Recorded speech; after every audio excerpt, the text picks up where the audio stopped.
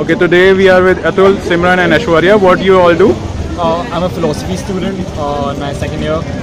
I'm a literature student in my second year. I'm a BCom honors student, second year from JMC. Okay. What's your opinion about smart cities? But you need to give us time to think also, right? Okay. Well, Or what do you what do you feel about a good city? What a good city? When you envision a smart city, what is it? It has it's well planned in the sense that it's a grid system. So it's a well planned city. It cares about its say the garbage that it controls the pollution or whatever waste it generates. It is planned in such a manner that it is strategically located to economic hotspots, as you can say that. Also, when it is planned, all stratas of the society are thought for, and then they come up with it. Yeah, I mean, what are the things that trouble us in a normal city? It's the crowd, lack of infrastructural planning, pollution, etc. Those sort of things, and you fix those in a smart city. You create a city from the ground up, and but the problem with that in India is you have private industries wanting to invest in smart cities. IBM wants to do that, other companies, etc. I don't think that's okay. I do not think that private companies should have a say as to how a city should be built or not built. As you said, rural communities, the local ecological diversity, all of that is being ruined. You can't just make a city. That's not how it works. That's true. It is going to be built on personal, that desire for personal gains. It is not going to be. They're not going to think about the entire community and build. Think of every citizen as an individual. Exactly. More of like to train them economically. That's what it is. And you can't a city that has been there for a really long time. You can't just abandon it and create a new city. You have to fix that one up. And we've seen that happen. San Francisco, Chicago, New York City. All of these were shitty in the beginning. And look at New York City. They literally created a grid system in a city. It's amazing how they've done it. When there were people in it. And it's amazing. You need to have urban designers, architects, other intellectuals coming together, making this thing happen in a city that exists. Why are we forsaking Delhi? Bangalore, Ahmedabad. Why not fix these cities up? Why go create a new one when you don't need it? That's my point anyway. I think it's a slow process. What's the process? When you're, it's a slow process. You have it is indeed, yes, it is a slow process. But if it's so slow,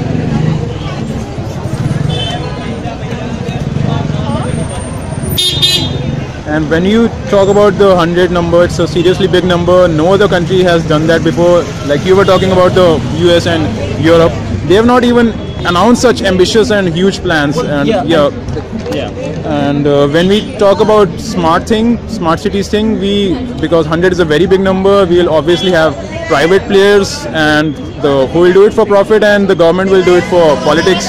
And considering the governments we have had so far, and considering the scams we have had so far, we have had Commonwealth Games scam, we had housing scam, and when we try to build a world-class thing, there's a scam going on. So, do you feel that it's a recipe for disaster, or something will go wrong? Something is bound to go wrong. Okay.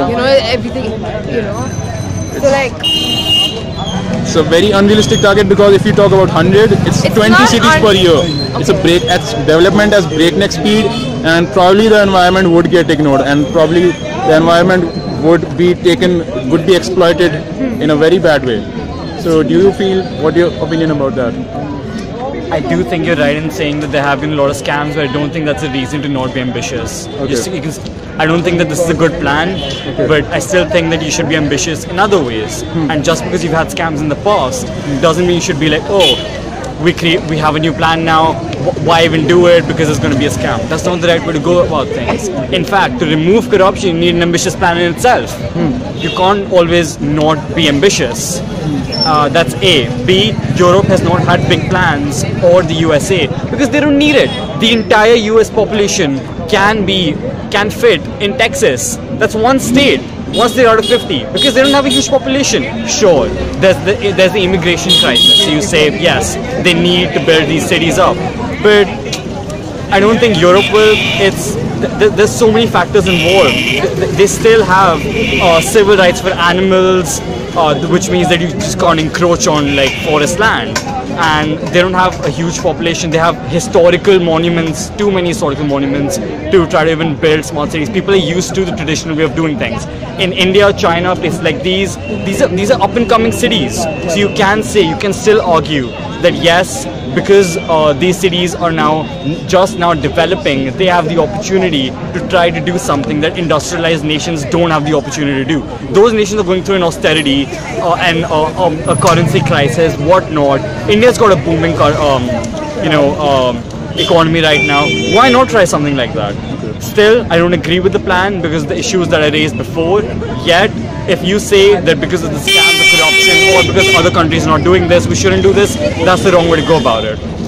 And when we think of cities, globalization and infrastructure development or capitalization comes to mind, do you feel that the villages or the rural areas will be left out? Because when we talk about the immigration, not the immigration, we talk about the rural to urban migration.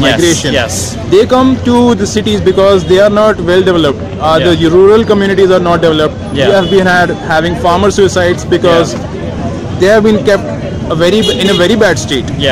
So we are still thinking of cities, and we feel that the villages are being ignored in that, and it will create a lot of social disparity also, because there will be more amount of frustration, because there's already frustration between, there's already a social divide between the rural and the urban. And when we talk about even more urbanization, we are actually creating a more social divide, which will create more social pressures and probably crime. True. With crime, perhaps crime can be reduced if you urbanize places, or it can be increased, depends on how you govern it. When it comes to those other factors, that the disparity that you create, yes, you will create disparity. I think leaving all of those out though, the biggest problem that I see is that so much development, so much, you're building these huge things. Will you have any farmland left? Sure, farming does not contribute too much to our GDP, but do you want it to contribute 0%? Where is the rest of the world going to get its grain? Okay, you still need a strong farming sector. You do. And regardless of farming, you need, when you go out of a city, you want to see the countryside, you want to see forests, you want to see clean, fresh air somewhere. It's not there in the cities right now. It's going to take a long time to fix it. But do you want to break that, destroy that diversity, that ecological beauty that we have everywhere, not just in the cities? I think that's a huge plan, and it will end up killing some of the most beautiful and amazing things that we have right now.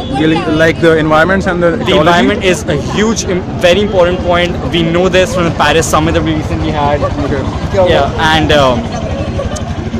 the rest of the world is looking at us to save them, because there's 3 nations that contribute the most towards climate change. There's the United States, which is number 1, China that's number 2, and India that's number 3. We have a responsibility to ourselves, to the rest of the world, to our kids, to not let this continue. We have to, our carbon emissions need to go down. We have to stop being so dependent on coal.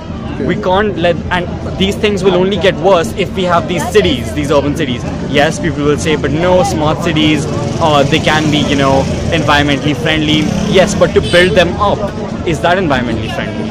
If you clear a whole forest to have a city with 10 people who are environmentally friendly, that's not really, it's not a good plan. You can fry spinach in bacon. Yeah, that's really unhealthy, because even if you're having spinach, it's still bacon. There's a lot of bacon in there. That's it. Just, work on fixing what you already have. I think that's... So, you are saying that environment will be exploited when we are... Absolutely. You can't... It's... people say that these... the development companies and the government, they have these huge scams. For me, the biggest problem is that they clear away these vast lands, and they get the environment ministry to approve of these ambitious projects that will destroy irrevocably the diversity that we have.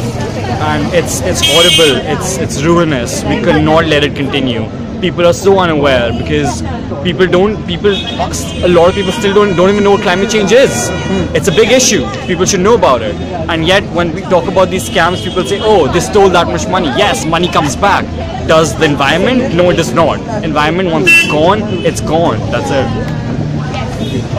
Thanks a lot for your valuable Thank you. contributions to this documentary, and have a nice day. Thanks a lot.